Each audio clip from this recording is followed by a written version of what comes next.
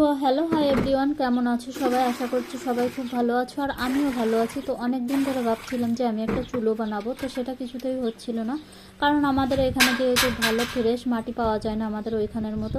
তারপরে আর একটা কথা হচ্ছে, বরকে যখনই আমি বলি যে আমাকে একটু মাটি এনে দাও, তো বড়ও দেয় না। সেই কারণে যেহেতু এতদিন বানানো হয়নি, তো আজকেও অনেক কষ্ট করে যাই হোক একটু মাটির ব্যবস্থা করে নিয়েছি।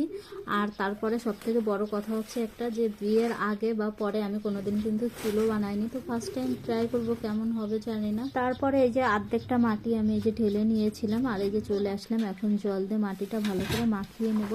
তো এদিকে আমি দেখতে পাচ্ছিলাম যে মাটিতে বেশ বড় বড় পাথর আছে, কিন্তু এই দেখো এখানের মাটিতে কিন্তু প্রচণ্ড পাথর থাকে, কি বলবো সেটা বলার নয়।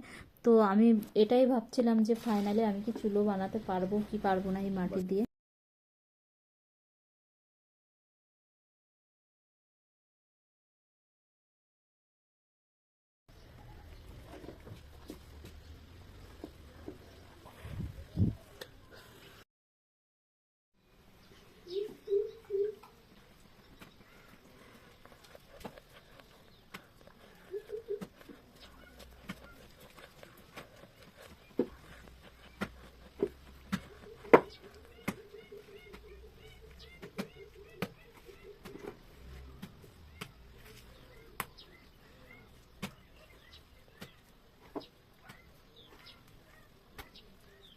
তারপরে এদিকে এই যে আমি চুলো কিন্তু অনেকটা বানিয়ে ফেলেছি, তো এখন হচ্ছে চুলোর দরজা করার পালা যেটা বলে।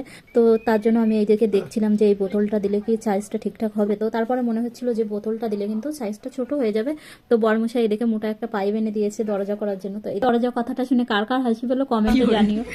যাই হোক, তারপরে রান্না করার সময় ধোয়াগুলো বাইরে যাওয়ার জন্য দিয়ে দিয়েছিলাম। ছোট ছোট 3টে শ্যাম্পুর যে বোতল থাকে ওইটা দিয়ে করেছিলাম।